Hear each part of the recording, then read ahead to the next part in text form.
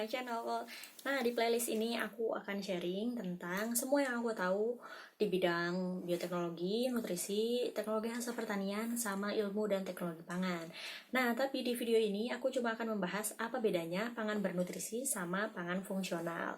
Nah, ini menjawab dari pertanyaan teman-teman yang pada nanya karena sudah lihat video sebelumnya. eh, apa aja sih pertanyaan yang ditanyain waktu seleksi Magister Teknologi Hasil Pertanian. Nah, inilah salah satu pertanyaannya. Oke, jadi aku akan bahas nih. Pangan bernutrisi dulu ya.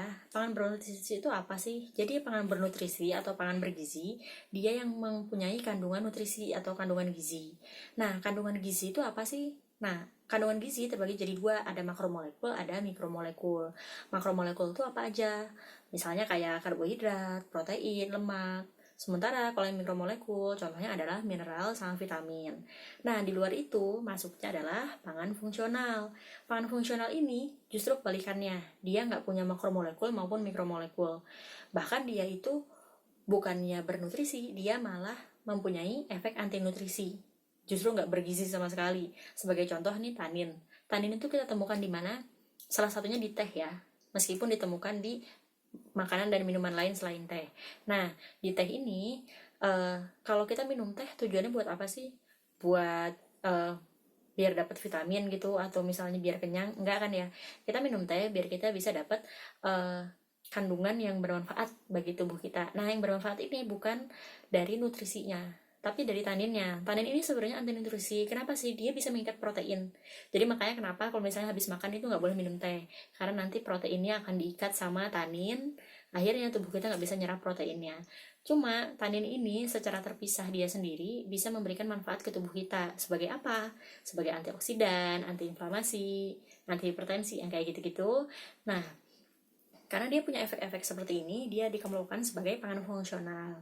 Nah, untuk pangan fungsional sendiri, sebenarnya kan kalau teh minuman, bukan pangan fungsional. Nah, jadi pangan fungsional ini adalah namanya, dimana terbagi menjadi makanan fungsional maupun minuman fungsional. Nah, teh, karena dia minuman, ya masuknya minuman fungsional.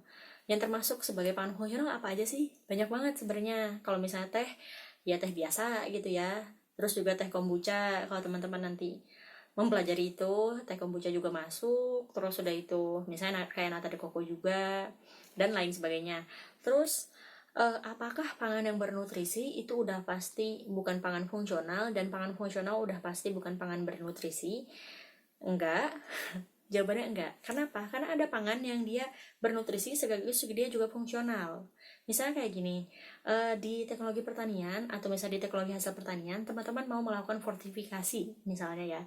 Contohnya mau bikin apa ya, bubur yang dia itu tinggi kandungan apa ya, tinggi kandungan tanin misalnya. Nah, teman-teman bisa gabungin beberapa bahan, misalnya kayak bubur dari beras. Ini kan punya kandungan makromolekul ya, makromolekulnya ada, karbohidratnya, terus dari vitamin sama mineralnya ada. Terus teman-teman tambahkan bahan lain yang dia merupakan pangan fungsional, bisa ditambahkan sama ekstrak apa kayak gitu ya, sehingga dia punya efek fungsional tapi sekaligus dia juga punya efek bergizi. Nah, bagi teman-teman yang tertarik sama ini sebenarnya unik banget karena kita selalu bisa mengembangkan makanan-makanan yang baru ke depannya yang sebenarnya sebelumnya belum ada, terus itu kita kembangin terus, dan itulah makanan-makanan sebenarnya yang sekarang jadi makanan-makanan kesehatan yang dijual-jual secara komersil. Itu berawal dari penelitian-penelitian yang seperti itu, dimana kita berpikir bahwa sebenarnya makanan itu nggak cukup cuma bergizi maupun nggak cukup juga cuma fungsional. Gimana kalau misalnya kita dalam satu kali makan kita dapat gizinya tapi kita juga dapat fungsionalnya. Nah, digabungin deh jadi pangan bernutrisi yang fungsional, punya efek fungsional gitu. Nah, kalau misalnya teman-teman mau tanya tentang ini bisa banget tanya di kolom komentar di bawah ini dan aku akan dengan senang hati menjawab. Terima kasih.